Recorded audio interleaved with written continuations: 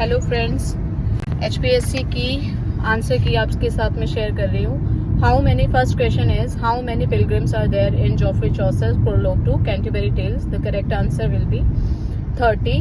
29 pilgrims थे including Chaucer. 30 total 30 pilgrim है.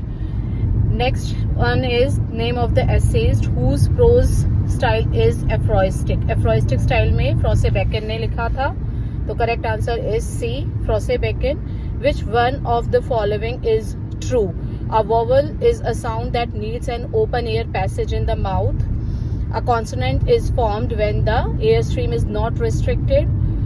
Sound could occur without air. Human beings are not capable of producing infinite number of sounds. तो यहाँ पर consonant तो restrictions के साथ में निकलती है. Sounds में को निकालने के लिए आपको air का भी यूज करना होता है. Human beings are not, बहुत सारे हम sounds निकाल सकते हैं. तो correct answer इसका होगा a vowel is a sound that needs an open air passage in the mouth. क्योंकि हमें vowel को निकालने के लिए, प्रोड्यूस करने के लिए आ, ई, ऊ ओपन एयर की जरूरत होती है. Next is who among the following does not belong to neo classical period. Options are Alexander Pope, John Dryden, doctor Johnson and William Blake. तो ये सभी जो तीनों हैं, Alexander Pope, Dryden and Johnson neo classical period से belong करते हैं, और विलियम ब्लेक जो है वो रोमांटिक पीरियड से बिलोंग करते हैं. तो correct answer is William Blake. Who among the following women has dominated the consciousness of W.B. Yeats in shaping his poetic sensibility? Correct answer will be Maud Gonne, क्योंकि William जो है W.B. Yeats ने mod gone के वक्त को ध्यान में रखते हुए सारी पोएट्रीज अपनी लिखी थी. Who has written the book The Symbolist Movement in Literature? So यहाँ पर आपको ऑप्शंस दिए हुए हैं Arthur Symons, Charles Baudelaire, T.S. Eliot and Ezra Pound, and the correct answer will be Arthur Symons. Next one is the epigraph to preface the wasteland is a quotation from. ये quotation, इसका epigraph की quotation कहाँ से ली गई है? तो आपके जो correct answer होगा इसमें वो है Satricon by Petronius. Petronius. Satricon by Petronius. Option B is correct answer for question number 7. In which poem do you find the following line? The breath goes now and some say no. यहाँ पर आपको 3 option तो done की भी poetries में से दिए गए हैं. चौथा ऑप्शन आपको स्पेंसर से दिया गया है. तो इसका राइट आंसर होगा Donne, a valediction forbidding mourning. इसका करेक्ट आंसर है सी. क्वेश्चन नंबर 8 का करेक्ट आंसर है C. Next question is match the two list. The rape of the lock everybody knows Alexander Pope का लिखा हुआ है. The tiger William Blake का लिखा हुआ है. सम लवर्स स्पीक जो है वो आपका सर फिलिप सिडनी का लिखा हुआ है. And the canonization is written by John Donne. So correct answer will be D. Now come forward. Question number 10. Which is not true about Dryden's, Absalom and Achitophel. Absalom and Achitophel के बारे में सच्ची बात कौन सी नहीं है? पता है हमको. सैट्रिकल पोएम है रिटन इन 1681. बिब्लिकल टेल है जहां पर वो अपने किंग डेविड से रिबेलियन लेता है, रिबेलियस हो जाता है अपने ही फादर के लिए. एंड एलिगरी है जो कि रिप्रेजेंट करती है एक स्टोरी को, एंड कंटेम्पररी टू ड्राइडन भी है. So correct answer will be a biblical tale to the action of King David against Absalom. So question number 10 का correct answer है option A. Question number 11. Arrange the following according to their year of publication.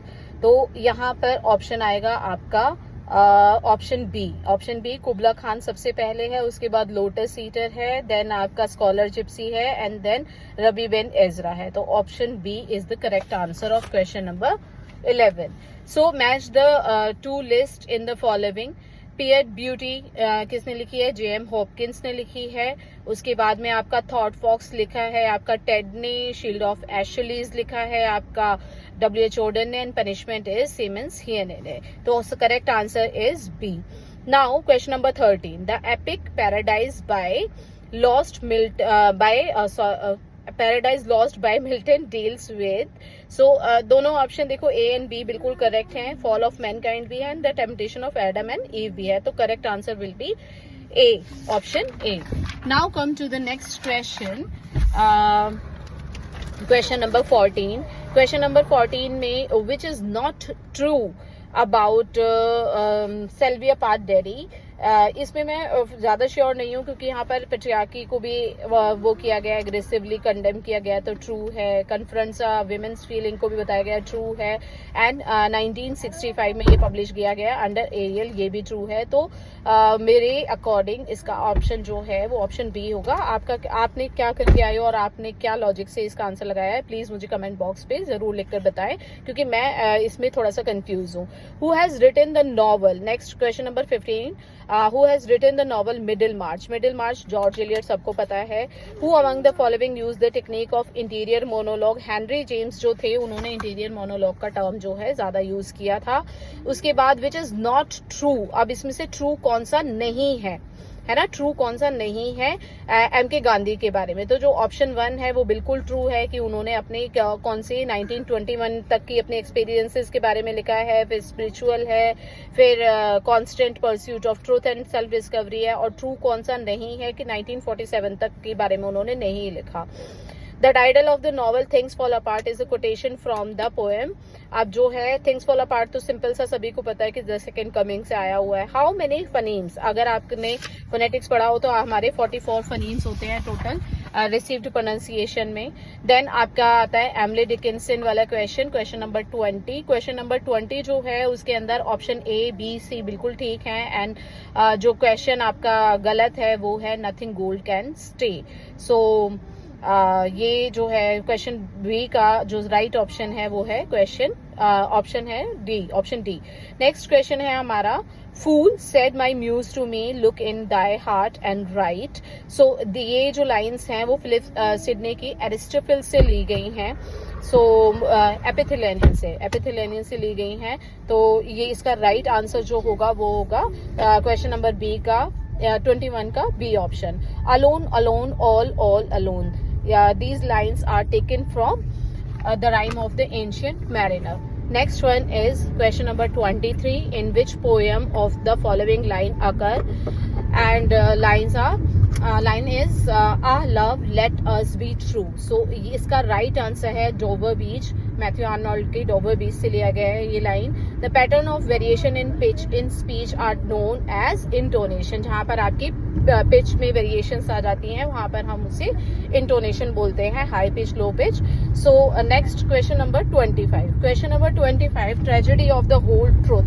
Tragedy of the whole, देखो मैंने इसको लगाया कैसे, imperfect sympathies मुझे पता था किसकी है, चार्ल्स लैम्ब की है, और इसमें एक ही ऑप्शन दे रखा है सिर्फ बी का थर्ड। सो इसका जो करेक्ट आंसर होगा आपका दैट इज सॉरी डी का सेकेंड, और एक ही ऑप्शन में दे रखा है तो ऑप्शन नंबर सी जो है इसका करेक्ट आंसर है। इम्परफेक्ट सिंपैथीज जो है वो चार्ल्स लैम्ब ने लिखी हुई है। Next is question number 26। Question number 26, which is one of the 3 segments in Ars Poetica. तो पोइटिका में पोइसिस वर्ड भी आया हुआ है, पोएमा वर्ड भी आया हुआ है, पोइटा वर्ड भी आया हुआ है, लेकिन पोइसा वर्ड ये गलत है। तो इसका सही आंसर होगा B. Who among the following critics has written Principle of Literary Criticism? I think ये तो सभी को पता होगा, A.I. Richard.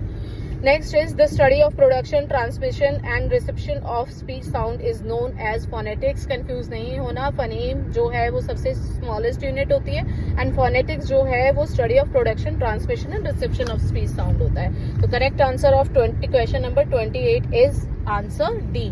Question number 28 का जो correct answer है that is D. Which is the mother of all रसेस। तो ऑल रसेस का मदर पूछा हुआ है तो वो है श्रृंगार रस, क्योंकि श्रृंगार रस में सबसे ज्यादा एक्सप्रेशंस यूज होते हैं। Next one is which of the following is not true about ode as a poetic type. देखो पोइटिक जो है वो लिरिक भी होती है, किसी को एड्रेस करने के लिए भी होती है, और ये वाला ऑप्शन तो बनता ही नहीं है क्योंकि बहुत ही अच्छे से दे रखा है। One of the most important features of ode is leisurely and slow winding movement. So और पोइटिक का ओड का ओरिजिन भी जो है ग्रीस और रोम से हुआ था। तो ये जो ऑप्शन बी है is the correct answer. Question number 30 का जो करेक्ट आंसर है that is question option B. Which of the following is not a characteristic of an elegy. अब इसमें एलेगी का कैरेक्टरिस्टिक आपको पता है मॉर्नफुल होता है एलेगी के लिए, सिंसियरिटी ऑफ इमोशंस होते हैं, फिलोसफिकल एंड स्पेक्यूलेटिव एलिमेंट होते हैं। So the correct answer is object, the option D. Question number 31 तक हम लोगों ने कवर कर लिया है। अभी चलते हैं क्वेश्चन नंबर 32 पर। Question number 32, which of the following ballads is written by John Keats? Simple है, ला बेल दैम सा मर्सी, ये किसने लिखा था? जॉन कीट्स ने लिखा था। Mock epic, question number 33, I think सभी को पता होगा, एक सेकेंड भी नहीं लगा इसका आंसर लगाने में। The rape of the lock, mock epic है। Next is which of the following stanza forms consist of 9 lines? First जो है वो इयम्बिक पेंटामीटर में है and the last one is Alexandrine. तो जहां पर वर्ड एलेक्जेंड्रीन आता है वहां पर Spenserian stanza is the correct answer. Next is question number 35। Question number 35, which of the following is not true? C, डायसिलेबिक में 1 एसेंटेड सिलेबल, बिल्कुल ठीक है, एंड अनदर इज अनअसेंटेड, बिल्कुल ठीक है। ट्राइसिलेबिक में 1 एसेंटेड एंड 2 अनएसेंटेड, बिल्कुल ठीक है। फिर डायलेक्टिक में डायसिलेबिक मीटर होता है, लेकिन इयम्बिक में ओनली सिलेबिक मीटर होता है, नॉट डायसिलेबिक, तो option is D. Next one is who has written the, question number 36 पर हूं मैं अभी, who has written the essay the laugh of Medusa? Answer, correct answer will be the Hélène Cixous. Which of the following is not true? Question number 37। तो question number 37 का जो correct answer होगा that is option D, gay and lesbian studies do not challenge the notion of normative sexualities. Obviously they challenge the notion of normative sexualities. Next is question number 38. Who has written the books Post-Colonialism, a very short introduction? So इसका जो आपका correct answer होगा that is Robert J.C. Young. इसका correct answer है, Young ने लिखा है very short introduction. Who has written the Politics Post-Modernism? इसका आंसर आपका है हचिन। ऑप्शन, क्वेश्चन नंबर 39 का आंसर है Hutcheon, Linda Hutcheon, option A. Who has written, हालांकि हमारे कहीं ये ऑप्शन में कहीं काम नहीं आया, हमें कहीं सिलेबस में कहीं दिखा नहीं हमें ये। Who has written the interpretation of dreams? तो इंटरप्रिटेशन ऑफ ड्रीम तो सभी को पता है, सिगमंड फ्रूड ने लिखा है। Which of the following has not discussed by Matthew Arnold in the study of poetry? इसके अंदर स्टडी ऑफ पोएट्री के अंदर मैथ्यू आर्नोल्ड ने किस किस चीज को डिस्कस किया है? हिस्टोरिकल एस्टिमेट को बिल्कुल किया है, रियल को बिल्कुल किया है, पर्सनल को बिल्कुल किया है, लेकिन पोएटिक एस्टिमेट को उसने नहीं किया है। So correct answer will be D. Which of the, question number 41 का करेक्ट आंसर होगा D. Which of the following is not true about plagiarism and ethics in research? Question number 42। तो plagiarism जो है एक ब्रीच है जो कि research के एथिकल कंडक्ट को खत्म करता है, तो ये ऑप्शन ट्रू, यहाँ पे नॉट ब्रीच लिख दिया है, तो ये ऑप्शन इसका करेक्ट ऑप्शन होगा क्योंकि ये सही बात नहीं कह रहा है। Who among the following has written the book Journey Down a Rainbow? I think सभी को पता होगा, जेबी प्रिस्टले ने ये लिखा है, बुक लिखी है journey Down a rainbow. Next is what is the focus of British cultural studies? I'm not sure about the answer, but you will tell me in the comment box what you have marked. So my according to me correct answer is no opposition to dominant culture. Okay, so 44 ka I am in doubt, I am in dilemma. You will tell me the correct answer. According to me it will the correct answer will be option C. Which one of the following is true? अब next हमारा question है question number 45। हमें इसमें सही option बताना है। तो first तो बिल्कुल भी सही नहीं है, the linguistic sign is not a link between a concept and a sound pattern, बिल्कुल भी सही नहीं है। Second option, the signifier is the concept और meaning associated with signified. Obviously अगर हम ट्री बोलते हैं तो उसकी एक इमेज हमारी आंखों के आगे आ जाती है और जो इमेज आती है उसको हम सिग्निफाइड बोलते हैं। तो correct answer is option B, sir William Jones. Now I come to the question number 46 sir William Jones of 18th century. एक तो ये ओरिएंटलिस्ट एजुकेशनिस्ट थे, सेकेंडली इन्होंने नेटिव के reintroduce to the native of their own culture and antiquity. तो according to me the answer will be question answer will be option D, 4 and 1. So next question number 47. Question number 47 says Macaulay's Minutes of English Education was introduced in India in, I think सभी को पता होगा, 1835 में ये book आई थी इनकी। So उसके बाद when was the essay Art of Fiction by Henry James published? Correct answer is 1884 जो है इसका करेक्ट आंसर है। तो क्वेश्चन नंबर 48 का करेक्ट ऑप्शन है आपके लिए B option. Next is who is the biological father of Oedipus. Oedipus का बायोलॉजिकल फादर कौन था? King Laius. ठीक है, तो यहाँ पर बायोलॉजिकल फादर पूछा हुआ है। Now we are on question 50। So simple question था, वेटिंग फॉर कॉडोट में करेक्ट ऑप्शन क्या है, करेक्ट स्टेटमेंट क्या है? Vladimir is the slave to Pozzo. नहीं, वेल्डिमर और एस्ट्रोगन तो दोनों फ्रेंड थे, पोजो मालिक था एंड लकी उसका सर्वेंट था। So Lucky is the slave to Pozzo. Option D is the correct answer. Next is who among the following characters in the Duchess of Malfi was engaged as a spy. Spy किसको बनाकर भेजा था उसने? Duke Ferdinand ने बुसोला को, और उसी को मारने का भी जिम्मा उसे दे दिया था। तो who are the characters Willy and Charley. आप देखो यहाँ पर Willy and Charley, Death of a Salesman पूछा हुआ है। तो इसका जो सही आंसर होगा Willy and Charley, they are neighbours, they are friends, not in good terms but they are neighbours.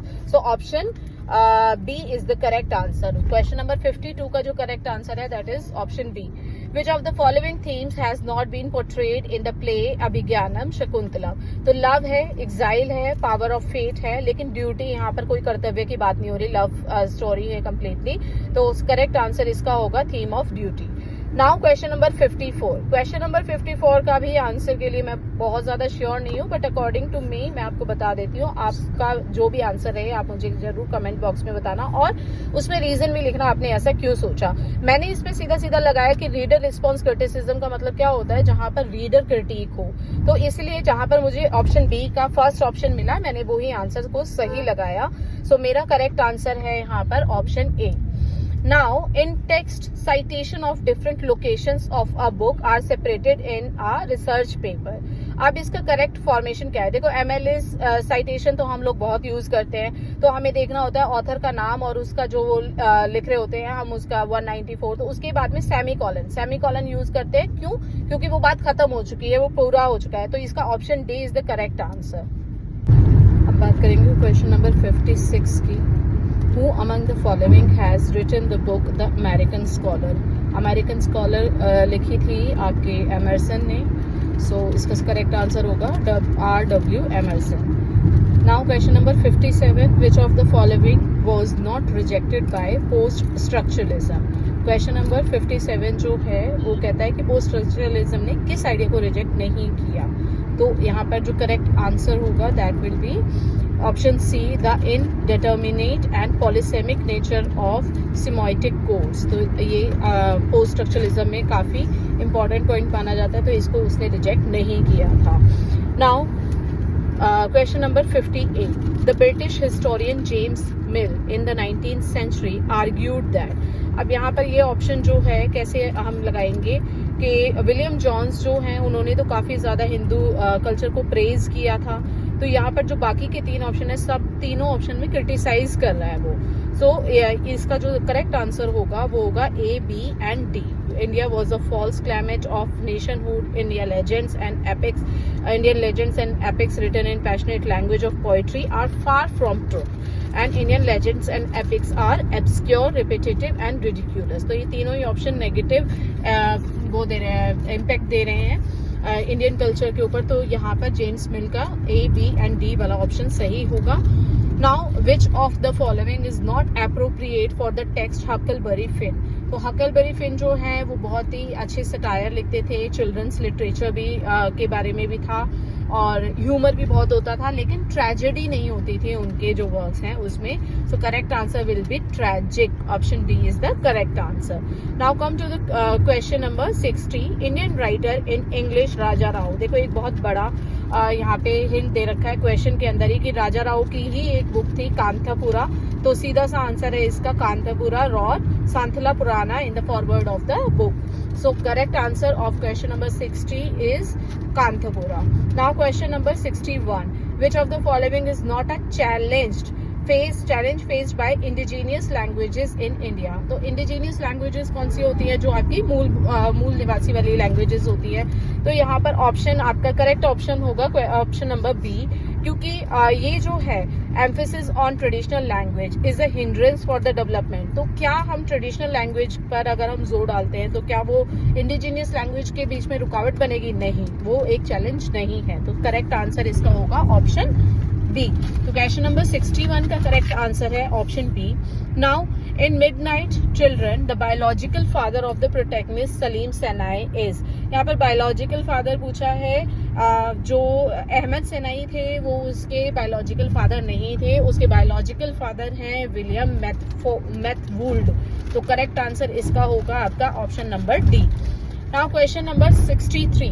Question number 63 में दोनों ही जो स्टेटमेंट हैं वो सही हैं। तो बोथ स्टेटमेंट आर करेक्ट, क्योंकि इकोलॉजी जो है वो स्टडी ऑफ ऑर्गेनिज्म की है and how organism interact with the environment, उसके बारे में भी बात कर रहे हैं। दूसरा लिविंग थिंग और उनके हैबिटेट्स के बारे में भी बात करते हैं। तो दोनों ही स्टेटमेंट बिल्कुल सही है यहाँ पे।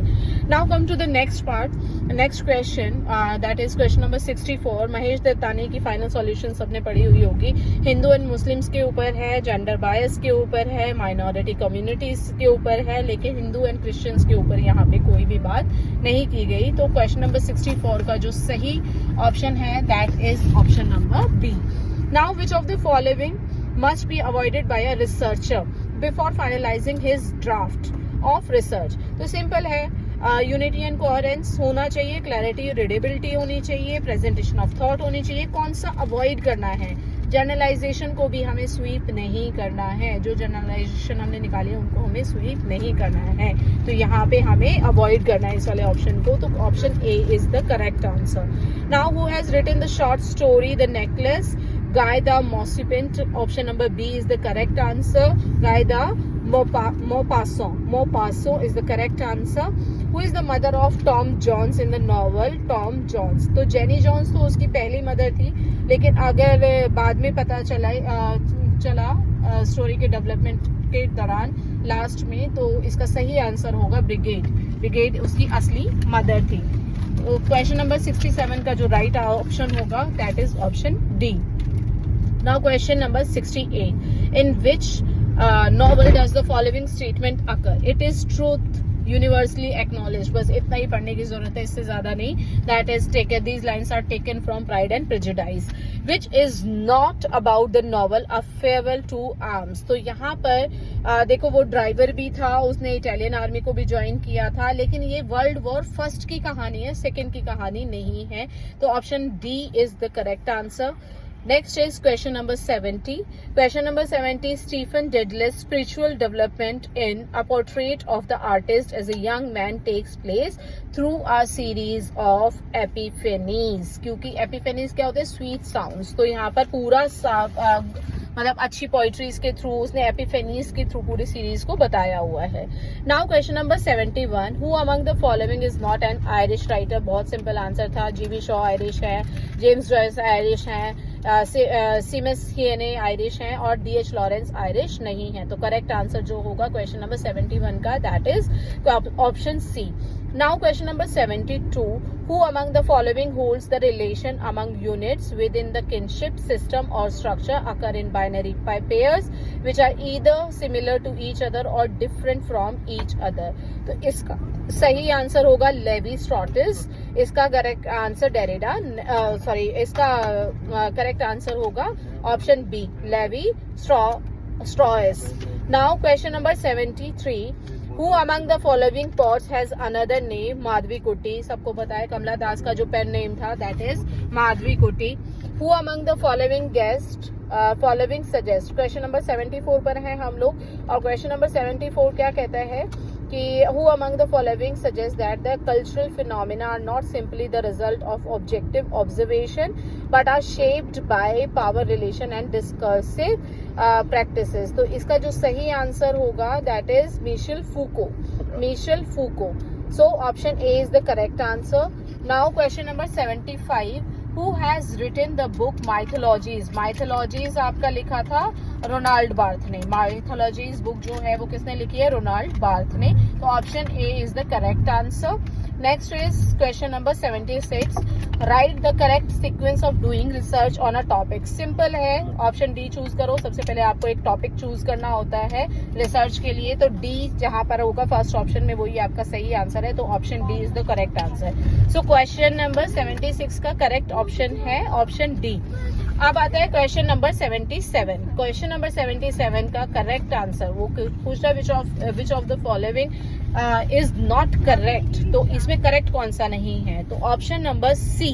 Option number C, the researchers own ideas. Researcher के खुद के आइडिया थोड़ी ना ओवरशैडो हो जाएंगे किसी दूसरे सोर्सेज जो हमने ढूंढे हैं. तो researchers own ideas should be overshadowed by documentation of sources. तो option C is the correct answer. Question number 78. Question number 78 क्या कहता है? क्वेश्चन नंबर 78 में देखो ये प्रॉब्लम है, इसमें आपको मार्क्स मिल सकते हैं क्योंकि यहाँ पे प्रिंटिंग प्रॉब्लम दे रखी है. ऑप्शन ए, बी और डी लिखा हुआ है, सी नहीं लिखा हुआ. तो मुझे लगता है कि और ये ऑप्शन भी यही वाला सही है जिसमें डी लिखा हुआ है, तो यहाँ पर सभी को एक नंबर मिलना चाहिए. तो क्वेश्चन नंबर 78 जो है इसका करेक्ट आंसर होगा ऑप्शन सी. Option C. यहाँ पर ऑप्शन की प्रिंटिंग में गलती है, तो मुझे लगता है कि इस पर सभी अपना मार्क्स जो है क्लेम कर सकते हैं. Now question number 79. Question number 79 simple question है. प्ले जस्टिस किसने लिखा है? जॉन गाल्सवर्दी ने लिखा हुआ है. To be and not to be तो सबको पता है, हैमलेट की लाइंस हैं ये. उसके बाद who use the term cultural politics? Simple, Stephen Greenwald के द्वारा ये टर्म यूज किया गया है, cultural politics. Who has challenged Western representation of East, exposing how the Westerners serve to perpetuate cultural colonial power dynamics. तो ये lines जो हैं वो ओरिएंटलिज्म से ली गई हैं. तो ओरिएंटलिज्म किसने लिखा था? एडवर्ड सेड ने. सो Edward said is the correct answer. Now question number 83. Who examines how culture shaped our understanding of identity, particularly in relation to race, ethnicity and class? तो सही आंसर इसका होगा Hoggart. Richard Hoggart is the right answer. Now who has explored question number 84? Question number 83 का right answer tick लगा लीजिए. Option A is the right answer. So now question number 84. Question number 84. Who has explored working class culture in 1930s and 1940s, showing how mass culture influenced and shaped individual lives. So इसका answer मुझे नहीं मिला है, तो इसका देखते हैं. इसका अगर मिलता है तो मैं इसका बताती हूँ आपको. तो आप लोगों ने क्या टिक लगाया है उसके बारे में बताना मुझे. Question number 84. Which of the following is not the correct answer of Nora? Nora ने अपने हस्बैंड को क्यों छोड़ा था? सिंपल है, नोरा जो है option D is the correct answer. Nora realize कि उसका बंदा जो है वैसा नहीं है जैसा वो उसे बिलीव करती थी, और उनकी मैरिजेस जो है फैंटेसीज पर भी बेस्ड नहीं है, तो इसीलिए नोरा ने अपने हस्बैंड को छोड़ दिया था. Now which statement is not true about the play arms and the man? सबने देखा होगा ये प्ले भी. फ्यूटिलिटी ऑफ वॉर के बारे में बात की गई है. सब एक दूसरे से कुछ ना कुछ झूठ बोल रहे हैं, लेकिन ये प्ले जो है वो एक कॉमेडी प्ले है, ट्रेजेडी नहीं है. तो option C is the correct answer. The play is a tragedy. No, this is not true. So question number 87. Which is not correct about the novel A House of for Mr. Biswas? तो house of mister Biswas में देखो एक word यहाँ पे दिया हुआ है. Option number C is the correct answer, क्योंकि यहाँ पे मोनो कल्चर बोला हुआ है. अब त्रिनिदाद में मोनो कल्चर नहीं है सोसाइटी, बल्कि मल्टी कल्चरल है. तो यहाँ पर ये वर्ड जो है वो गलत इसको प्रूव करता है, नहीं करेक्ट है इसके लिए. तो option C is the right answer. Now question number 88. Who has written the book foundation of Indian culture? Correct answer होगा इसका Aurobindo. Question option number D. 88 का करेक्ट आंसर है ऑप्शन नंबर डी. हाँ, तो हम who has written the book the foundation of Indian culture? Correct answer will be option D, Aurobindo. Now question number 89. Which of the following is an autobiography? तो autobiography कौन सी है आपकी यहाँ पर? Long walks to freedom. Long walks to freedom is an autobiography. So which now question number 90 we will discuss which is not one of the theme in wings of fire. Wings of fire सबको पता है अब्दुल कलाम ने लिखी हुई थी, तो यहाँ पर रोल ऑफ वुमेन कुछ नहीं है, तो role of women in society is the correct answer. Option A is the correct answer. Question number 90 का ऑप्शन ए बिल्कुल करेक्ट आंसर है। नेक्स्ट है which one of the following is the opinion of Aristotle. Aristotle कहते हैं कि ये कौन सा ऑप्शन, मतलब क्या ओपिनियन है, तो एरिस्टोटल कहते हैं poetry reproduces facts to which truth is embedded, तो option D is the correct answer. Who among the following critics had stated that poetry is the breath and the final spirit of all knowledge, तो William Wordsworth की ये line है जो उन्होंने अपने work में बोली है प्रीफेस टू लिरिकल बैलेट्स में। नेक्स्ट है Who among the following critics, question number 93 की बात हम कर रहे हैं। Who among the following critics states that the poet's mind is a catalytic agent who enhances the poetic process rather than participating in it, तो इसका सही answer है T.S. Eliot। ये लाइंस जो बोली गई हैं वो T.S. Eliot ने बोली हैं। The poet mind is a catalytic agent। Next question number 94। Question number 94 में आपका जो सही आंसर होगा that will be option B. Option B will be the right answer, क्योंकि आपको सबको पता है कि जो स्ट्रक्चरलिज्म है that belongs to the Ronald Barthes, तो आपका जो बी ऑप्शन है